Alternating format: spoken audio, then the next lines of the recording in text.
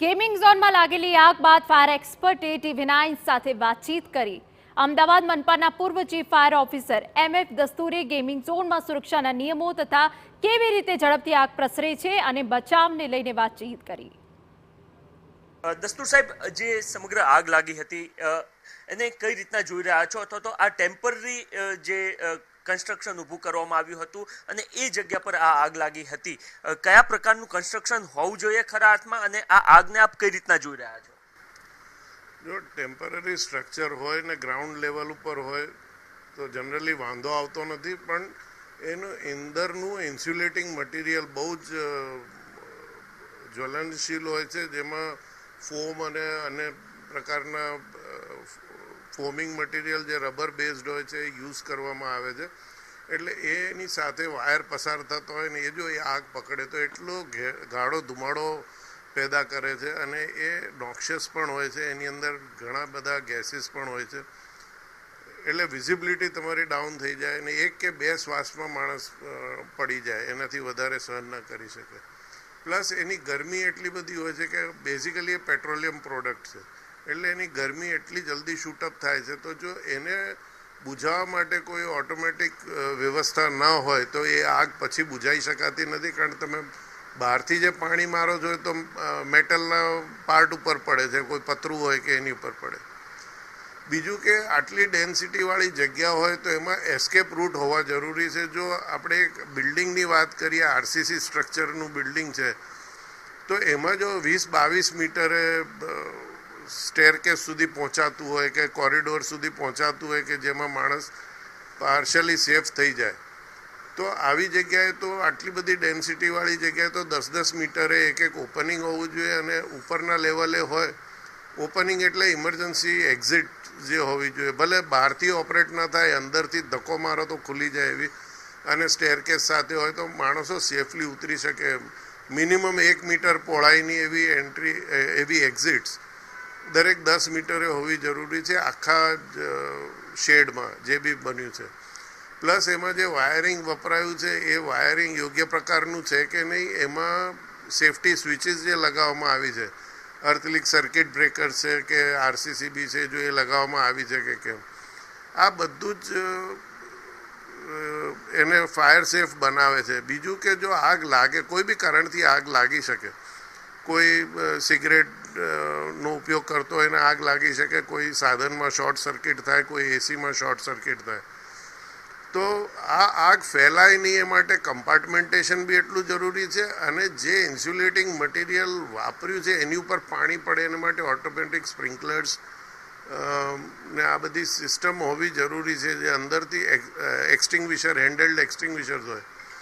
તો આમાં જે સ્ટાફ હોય એ બી બહુ મોટો ભાગ ભજવી જાય છે કે જે લોકોને ગાઈડ કરી શકે, બહાર જવા માટે એક્સટિંગ્વિશરનો ઉપયોગ થઈ શકે।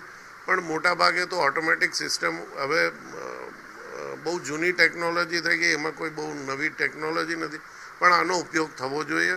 ઇમરજન્સી લાઇટ્સ હોવી જોઈએ, અને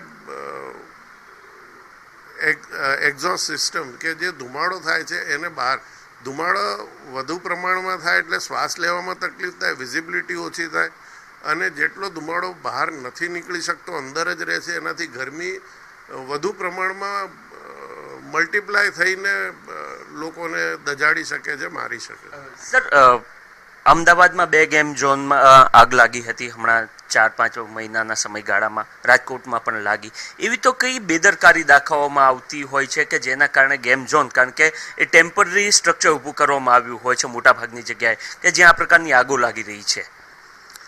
જો આગ કોઈ બી સ્ટ્રક્ચરમાં લાગી શકે, પાકું કાચું મેટલ સ્ટ્રક્ચર જે હોય, અગત્યનું એ છે કે માણસો બહાર નીકળી શકે એવી વ્યવસ્થા છે કે નહીં, વાયરિંગ એવું છે કે જે તરત કટ ઓફ થઈ જાય, એની સેફટી સ્વિચીસ ઓપરેટ થઈ જાય, વેન્ટિલેશન થઈ જાય, ઓટોમેટિક સિસ્ટમ ઓપરેટ થઈ જાય, એટલે ડેન્સિટી પ્રમાણે કેટલા લોકો, કેટલા 1 ચોરસ મીટરમાં કેટલા લોકો અંદર સમાવેશ થાય છે એ લોકોને બહાર નીકળી શકે એવી વ્યવસ્થા છે કે કેમ।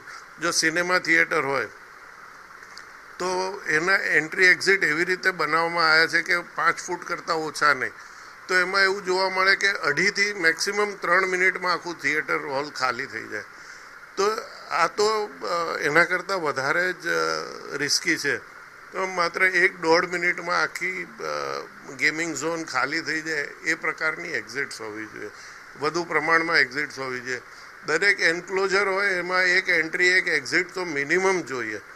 તો આ પ્રકારે જો દરેક 10 મીટરે એક એક્ઝિટ હોય આવી રીતે, અને પ્લસ ફાયર પ્રોટેક્શન સિસ્ટમ અંદર ઓટોમેટિક સ્વયં સંચાલિત હોવી જોઈએ, જે ડિટેક્ટ કરે અને ગરમી અથવા સ્મોક ડિટેક્ટ કરે અને ચાલુ થઈ જાય.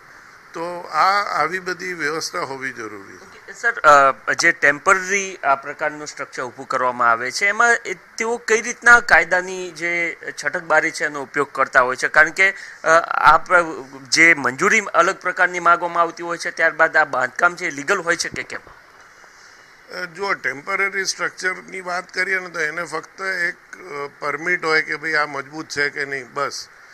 એમાં અને 9 મીટર કરતાં ઓછું હોય તો એને કોઈ પ્રકારની કાયદાની જોગવાઈ નડતી નથી.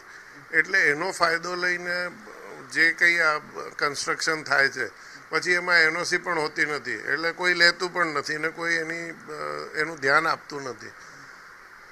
કાયદો અલગ વસ્તુ છે અને સેફટી અલગ વસ્તુ છે. કે જો સેફટીની વ્યવસ્થા હોય તો ભલે કાયદામાં જોગવાઈ હોય કે ન હોય, પણ માણસોનો જાન બચી શકે છે. જે ભયની જે આ પ્રોપર્ટી છે એનું પણ રક્ષણ થઈ શકે છે. એટલે આ બધી ફાયર સિસ્ટમની એક્ટિવ અને પેસિવ સિસ્ટમ જે પણ મૂકી શકાય, જે નિષ્ણાતની મદદથી આપણે કન્સલ્ટન્ટ હોય છે એ જે તમને ગાઈડ કરે એ પ્રમાણેની સિસ્ટમ મૂકવાથી આ બધી હોનારતો અટકી શકે છે. તો દસ્તુર સાહેબ તેઓ સ્પષ્ટ કહી રહ્યા છે કે કેવી રીતના આ પ્રકારે જ્યારે ટેમ્પરરી સ્ટ્રક્ચર ઊભું કરવામાં આવ્યું હોય છે ત્યારે કાયદાની છટકબારીનો ઉપયોગ કરવામાં આવતો હોય છે. આ સિવાય યોગ્ય વ્યવસ્થા ના હોવાના કારણે, કારણ કે જે નોર્મ્સ છે સેફટીના એનું પણ યોગ્ય રીતના પાલન થતું નથી હોતું, અથવા તો આ પ્રકારે એક જગ્યા પર વધારે પ્રમાણમાં લોકો એકત્રિત થતા હોય ત્યારે એ નોર્મ્સ મુજબ અમુક મીટરે એ એક્ઝિટ ગેટ રાખવા જરૂરી છે. અને એ ના હોવાના કારણે અને જ્વલનશીલ પદાર્થ અંદર વાપરવામાં આવતા હોવાના કારણે આ પ્રકારની આગ વધારે ઘાતક બનતી હોય છે અને એના જ કારણે આ પ્રકારની જાનહાનિ થતી હોય છે. અને આ સ્થિતિમાં યોગ્ય સેફટીના નિયમોનું પાલન કરવું જરૂરી બનતું હોય છે. કેમેરામેન વિવેક ઠાકોર સાથે નરેન્દ્ર રાઠોડ, TV9